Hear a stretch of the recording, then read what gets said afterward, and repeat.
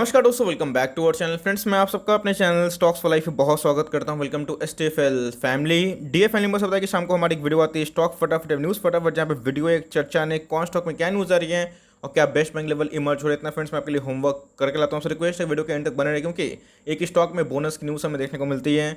Micro cap stock है, करना चाहिए नहीं करना चाहिए। उसके साथ साथ 18 से 20 स्टॉक कवर करूंगा, जहां पे आपको बेस्ट बैंक लेवल बताऊंगा, क्योंकि निफ्टी ऑल टाइम हाई पे है, तो इसी बीच में उत्तेजना में नहीं आना है। हमें अपनी प्लानिंग करनी है और जहाँ पे बेस्ट बैंक लेवल मिले उधर पे ही निवेश करने का मौका ढूंढना है। चैनल फर्स्ट टाइम होंगे सब्सक्राइब कर सकते हैं इस तरह क्वालिटी कंटेंट को सबसे पहले एक्सेस करने के लिए। Now without delaying any for time, let's begin. इस स्टॉक का नाम क्या है? JBM। जी हाँ दोस्तों, ये 1:1 की बोनस दे रही है। अगर आप देखें कंपनी के चार्ट पैटर्न उतने प्रॉमिसिंग नहीं है। मैंने फंडामेंटल्स देखे हैं, मुझे तो दमदार दिखाई नहीं पड़ते। तकरीबन 700 करोड़ के आसपास की मार्केट कैप हमें देखने को मिलती है। 7 तारीख इनके बोनस इशू डेट है। अगर आप देखें तो उसके बाद स्टॉक का जो प्राइस है आपको बताया कि आधा हो जाएगा और आपके जो नंबर्स डबल हो जाएंगे। तो इधर पे मैं देख रहा हूँ कि बहुत सारे कॉर्पोरेट इवेंट देखने को मिल रहा है। मैंने आज एक न्यूज़ कवर की थी, कैसे टाइड ऑयल वाटर है, उन्होंने क्या किया है, अनाउंस कर दिया है बोनस प्लस स्प्लिट 10 तारीख को देखने को मिलेंगे। लेकिन इसी बीच में निफ्टी ऑल टाइम हाई पे है, तो बहुत सारे स्टॉक से कॉर्पोरेट एक्शन देखने को मिल रहा है, जहाँ पे ये देखने को मिलता है कि बोनस स्प्लिट। लेकिन दोस्तों इसमें फंसना नहीं है, क्योंकि मार्केट ऑल टाइम हाई पे है। कभी ना कभी अगर मार्केट साइडवेज पे गया या फिर थोड़ा सा करेक्शन दिखाया, तो ये सब स्टॉक में गजब की प्रॉफिट बुकिंग देखने को मिलेगी। तो ये सब न्यूज़ से थोड़ा दूर रहना है। आपको फंडामेंटल सही लगते हैं तो जा सकते हैं, मर्जी आपकी। लेकिन कंपनी की बात की जाए तो उतनी प्रॉमिसिंग दिखाई नहीं पड़ती है। डेट का एक इशू है। ऑल्दो ऑटो एंसिलरी में काम करती है, तो जाना चाहते हैं तो मदरसन सू में जा सकते हैं।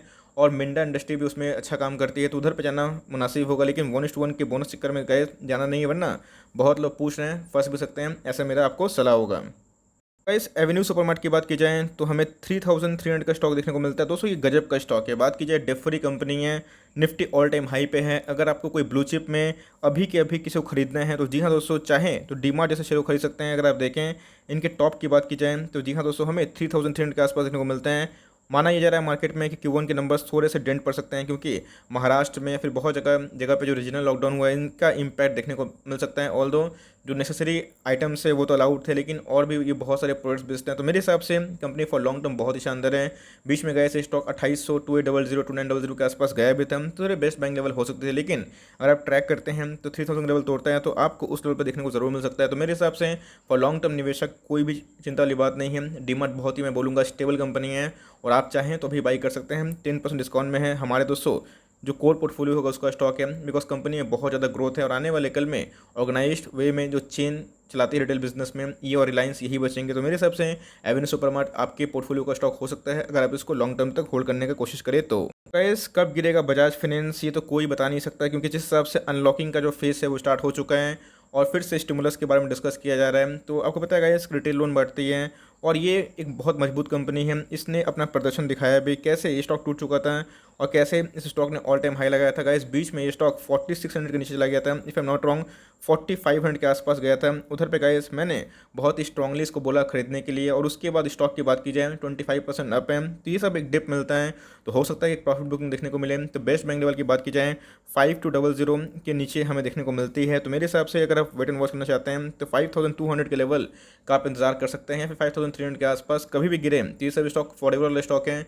लॉन्ग टर्म में नहीं गए, ये सब स्टॉक आपके बुढ़ापे की लाठी बनेगी। तो ऐसे स्टॉक पे टाइमिंग मत करिए, ऐसे स्टॉक को एक दो स्टॉक को खरीद के छोड़ दीजिए। फॉर लॉन्ग टर्म कंपनी की बात की जाए तो बहुत सारे स्टॉक्स हैं हमारे पास, और लॉन्ग टर्म की बात की जाए तो बजाज फाइनेंस उसमें से बहुत टॉप एक है, क्योंकि आने वाले कल में रिटेल लोन कभी खत्म नहीं होगा। बहुत ही मैं बोलूँगा सिक्योर बिजनेस मॉडल है, और इनका जो वसूली करने का तरीका है बहुत ही अलग सा है। तो मेरे हिसाब से बजाज फाइनेंस की बात की जाए बहुत ही अच्छी कंपनी है। मैंने आपको लेवल्स बता दिए, उधर का भी मिलता है, तो आप एकदम बाइंग करना ना भूलें।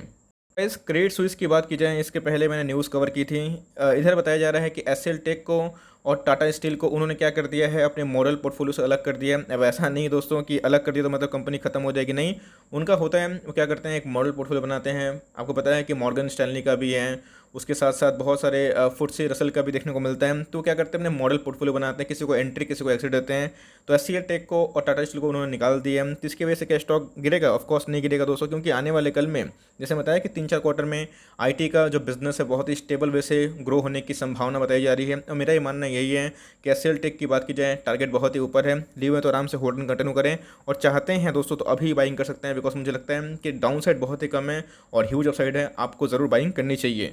इस बात की जाए बर्गर किंग की, नंबर्स मोर और लेस लास्ट क्वार्टर की बात की जाए ठीक थे, फिर भी गिरावट क्यों हो रही है दोस्तों? बर्गर किंग की बात की जाए स्टॉक काफ़ी दमदार हैं, QSR चेन की बात की जाए, क्विक सर्विस रेस्टोरेंट की, तो उसमें एक लीडर माना जाता है बर्गर किंग बात की जाए, और बात की जाए पिज़्ज़ा हट की, बात की जाए डोमिनोज़ की। लेकिन आने वाले एक क्वार्टर में इनको काफ़ी डेंट हो सकता है, तो उसके लिए फैक्टर देखने को मिल रहा है। मेरी बात अपनी करूँ दोस्तों, तो मैं इन सब स्टॉक से ज़्यादा बेटर समझता हूँ डोमिनोज़ वाले जो जुबिलेंट फूड वर्क्स है, उन सब स्टॉक पे मेरी नज़र होती है। स्टॉक बुरा नहीं है, लेकिन थोड़े से अभी प्लस माइनस देखने को मिल सकते हैं। तो मेरे हिसाब से फॉर लॉन्ग टर्म कंपनी ठीक ठाक है, लेकिन याद रखिएगा रिस्क भी है, बिकॉज छोटी कंपनी है। तो मेरे हिसाब से मेरी सजेशन यही होगी, आप लिए हुए हैं आईपीओ से, बहुत लोग आईपीओ से लिए हुए हैं, तो होल्ड एंड कंटिन्यू करें। आपको बेचना है तो मर्जी आपकी है, लेकिन मैं बोलूँगा कि अगर आप टाइम दे सकते हैं तो टाइम दीजिए। एक रिकवरी ज़रूर आने की उम्मीद बताई जा रही है। बेस्ट बैंक लेवल जानना है तो गाइस इसको, ऐसे स्टॉक को 130 के नीचे खरीदिए, तो मुझे लगता है कि उधर पे थोड़ा सा आपको एमओएस लेवल मिलता है, जहाँ पे आप थोड़ा सा कन्वर्सन कर सकते हैं अगर आपको लेने का मन है। तो वैसे कंपनी बुरी नहीं है, लेकिन लॉन्ग टर्म में मुझे लगता है कि इससे अच्छा मजबूत विकल्प मार्केट में अवेलेबल है।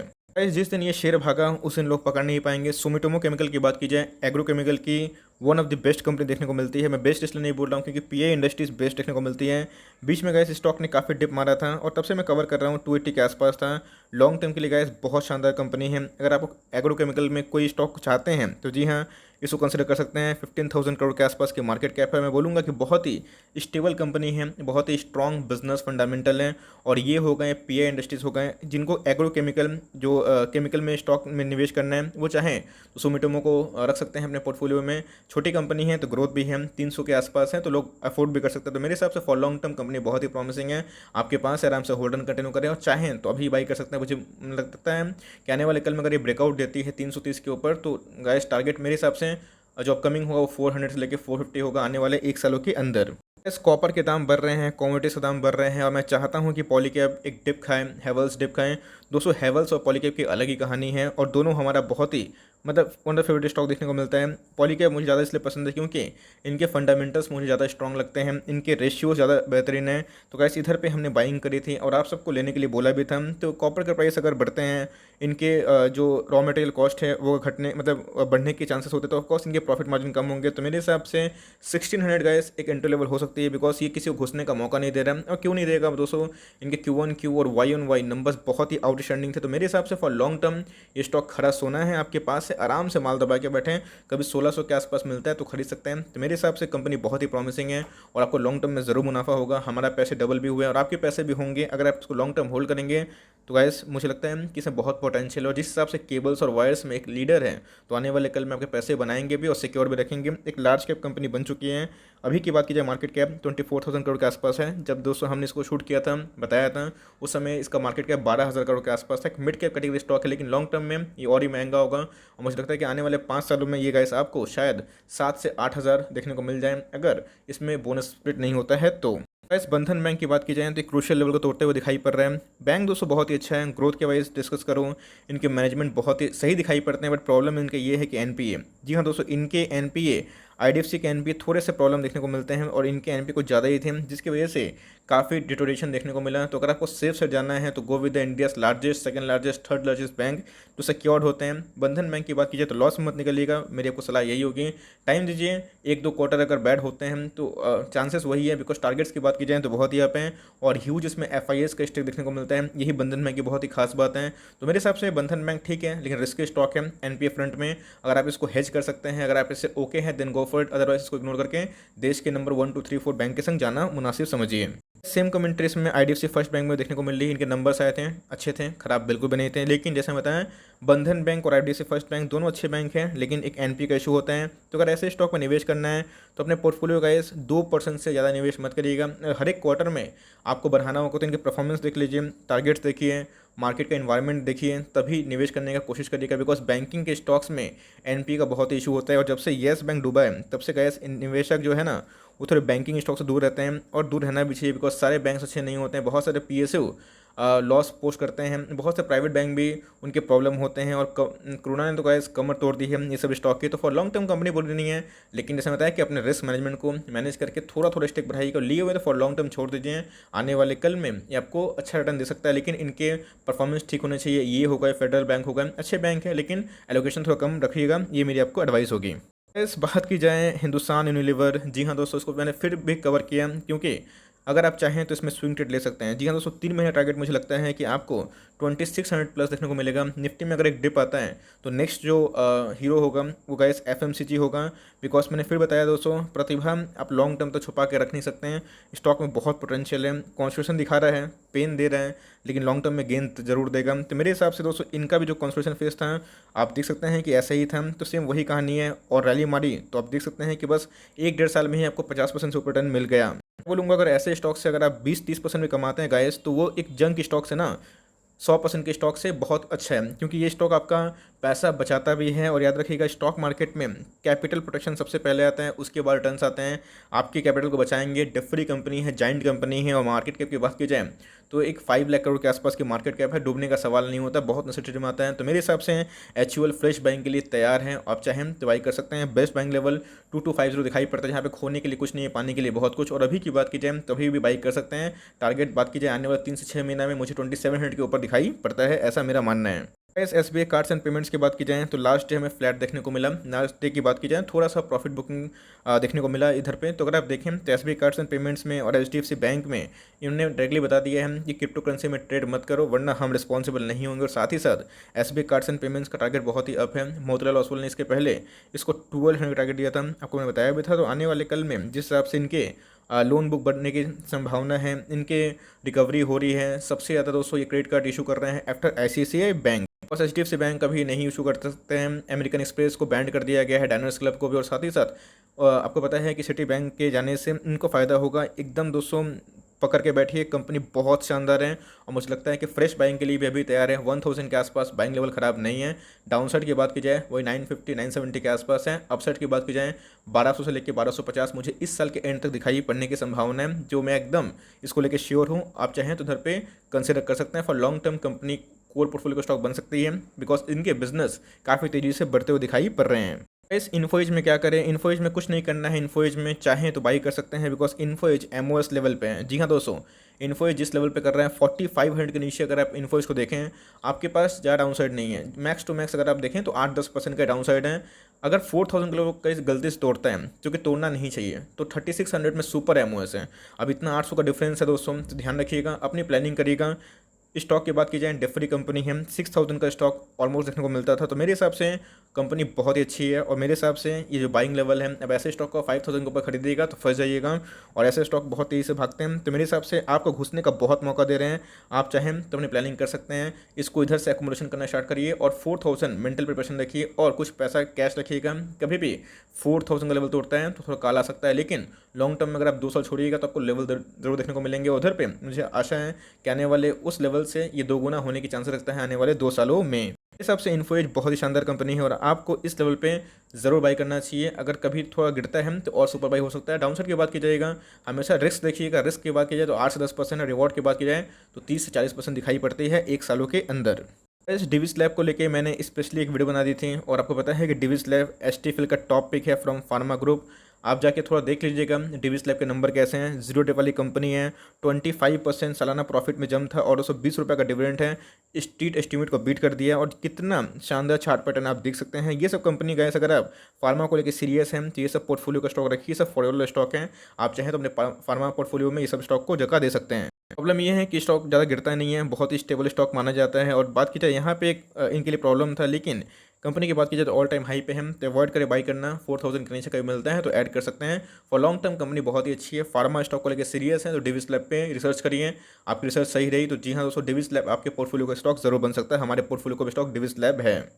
इस कार लोन को लेके 10 करोड़ का पेनल्टी ठोका गया, किस पे? एचडीएफसी बैंक को लेके। और कौन ठोका भाई? आरबीआई। तो मेरे हिसाब से कंपनी में इससे कोई नेगेटिव न्यूज़ देखने को नहीं मिलती है। बहुत बड़ी कंपनी है भाई साहब। अगर आप देखें कंपनी का 8 लाख करोड़ का मार्केट कैप है, तो ये सब छोटा मोटा होता रहता है। बजाज फिनेंस सबको भी कभी कभी झटका लगता है। तो इन सब स्टॉक्स अगर न्यूज़ आती है नेगेटिव तो एक बाइंग अपॉर्चुनिटी होती है। मेरे हिसाब से आने वाले कल में एचडीएफसी बैंक का टारगेट 1 साल के अंदर 1800 प्लस है। नंबर्स बहुत ही आउटस्टैंडिंग है और ये बैंक सर्वाइव करेगी और आगे ही बढ़ेगी, आप देख लीजिएगा। और आपको गाइस आने वाले 1 साल में मैं आपको 1800 भाव दिखा दूंगा, बिकॉज जिस हिसाब से कंपनी का परफॉर्मेंस है आने वाले कल में एचडीएफसी बैंक एक लीडर है और लीडर रहेगी। निफ्टी अगर कभी 16,000 गया तो जी हाँ दोस्तों, आपको एचडीएफसी बैंक एक नया हाई लगाते हुए जरूर देखने को मिलेगा। मैं टारगेट गाइस में इसको लेकर बहुत बुलिश हूँ। 1700 से लेकर 1800 ये आपको शॉर्ट टाइम में देखने को मिल सकता है। डाउनसाइड की बात की जाए वही सेम कहानी है। 1450 से लेकर 1400 इनके अल्टीमेट सपोर्ट जोन देखने को मिलते हैं। वर्स्ट केस की बात की जाए तो 1350 से लेकर 1300 आने की संभावना है। ज़्यादा डाउन साइड में पॉसिबल नहीं कर रहा हूँ, बिकॉज HDFC बैंक में प्रतिभा है। आप चाहें तो उसको अपने कोर पोर्टफोलियो में स्टॉक दे सकते हैं। और बैंकिंग सेक्टर में गाइस अगर आप शुरुआत करना है तो HDFC बैंक चाहे तो शुरुआत कर सकते हैं। गाइस अमराजा बैटरी की क्या कह रहे हैं बात की जाए, अमराजा बैटरी में करना कुछ नहीं है, इसको होल्ड करना है। जैसे मैं बताया कि इधर पे उनका जो स्टेक सेल हुआ था, क्लाउडवेस का स्टेक सेल हुआ था, उन्होंने अपने स्टेक को सेल किया था। और क्या रैशनल दिया था कि इनका लिथियम आयन बैटरी में कोई योगदान नहीं है। बट मेरे हिसाब से गाइस कंपनी आपको MOS लेवल दे रही है। जी हाँ दोस्तों, कंपनी आपको 1 साल पुराना MOS लेवल दे रही है और कंपनी का मैनेजमेंट काफ़ी स्ट्रॉन्ग देखने को मिला है। मैंने थोड़ा देखा भी था, तो मेरे हिसाब से कंपनी बहुत शानदार है और मुझे लगता है कि आने वाले कल में बाउंस बैक ज़रूर करेगी। अब ऐसा नहीं है कि ये लाइक बैठी रहेगी। कंपनी का प्लान है, कंपनी ने सेटअप भी किया है अपने लिथियम आयन जो रिसर्च हब को, लेकिन आने वाले कल में टाइम लग सकता है। तो आपको खतरा लगता है तो एक साइड सही है, बट मेरे हिसाब से आपको MOS लेवल मिल रहा है। खोने के लिए ज़्यादा कुछ नहीं है, पाने के लिए बहुत कुछ है। तो 1 साल होल्ड करने का सोचते हैं तो करंट मार्केट प्राइस से बाई कर सकते हैं। कंपनी फंडामेंटली बहुत ही स्ट्रॉन्ग है। इस गोल्ड के प्राइस थोड़े से भी ऊंचे देखने को मिल रहे हैं, तो उसमें अगर आप देखें टाइटन को ही तो सेंटिमेंटल ड्रॉबैक देखने को मिल सकता है। बट टाइटन की बात की जाए तो अच्छी कंपनी है, टाइटन बहुत शानदार कंपनी है। राकेश झुनवाला जी का फेवरेट कंपनी हमें देखने को मिलती है, क्योंकि इस कंपनी ने राकेश जी को बहुत पैसा कमा के दिए हैं। तो टाइटन की बात की जाए तो आप देख सकते हैं ऑल टाइम हाई के पास ही है। तो लिए हुए तो आराम से होल्ड कंटिन्यू करें, और लेना चाहते हैं तो एक वेट करें। डिप का 1500 के आसपास आता है, उसके नीचे उधर पे फ्रेश बाइंग हो सकती है। फॉर लॉन्ग टर्म कंपनी बहुत ही प्रॉमिसिंग है। नेक्स्ट पाइप की बात की जाए, Texmo pipes and product limited. जी हाँ दोस्तों, पाइप्स के सारे स्टॉक्स बहुत भाग रहे हैं, लेकिन टेक्समो पाइप सबको दूर रहना है, फंडामेंटल प्रॉमिसिंग नहीं है। आप चाहें आपको रिस्क लेना है अपने पोर्टफोलियो का 1-2% प्रकाश पाइप में रिस्क ले सकते हैं, लेकिन पाइप में आना है तो एस्ट्रल और बात की जाए प्रिंस, ये दोनों अच्छे देखने को मिलते हैं। बहुत ही छोटी मार्केट कैप है, अगर आप देखें तकरीबन दोस्तों 165 करोड़ के आसपास की मार्केट कैप है। चार्ट देख सकते हैं 150 का स्टॉक था, बॉटम से भाग रहा है because Nifty all time high पे है।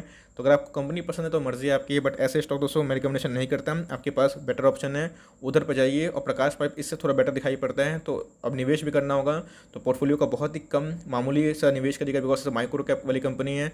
कब गिर जाएंगे समझ में नहीं आएगा, और धीरे धीरे जब कंपनी बढ़ते रहें तो ही रिस्क लीजिएगा, बिकॉज स्टॉक मार्केट में capital protection is the best way to gain money in long term. इस बात को ध्यान रख सकते हैं। Last but not least, Biocon limited. जी हाँ दोस्तों, अच्छी कंपनी है, लेकिन बायोकॉन की बात की जाए अपने ऑल टाइम हाई से थोड़ी गिरी थी।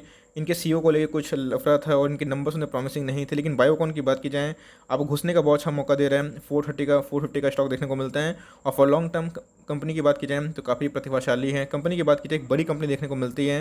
अगर आप देखें 45,000 करोड़ के आसपास की मार्केट कैप है, तो कोई छोटी मोटी कंपनी नहीं है। लिए हुए तो हमसे होल्ड कंटिन्यू करें। और से बताया कि फार्मा के बहुत सारे स्टॉक्स मुझे पसंद नहीं आते, लेकिन बायोकॉन अच्छी कंपनी है और आप चाहें तो कंसिडर कर सकते हैं। और लिए हुए तो लॉस मत निकलेगा, ये मेरी कमेंट्री होगी। So for timing that is the end of the stock फटाफट सीरीज। आई होप दोस्तों वीडियो आपके लिए हेल्पफुल है। कंटेंट से ले तो लाइक कर दीजिएगा, चैनल फर्स्ट टाइम होंगे याद से सब्सक्राइब भी करना ना भूलिएगा। फर्दर कोई डाउट उसको ड्रॉप कर सकते हैं, कुछ तो का रिव्यू चाहिए उसका नाम भी ड्रॉप करना ना भूलिए। I would love to make a video on your demand. Guys मिलते हैं जल्दी ही, तब तक के लिए बाय। Thanks for watching friends, God bless you all.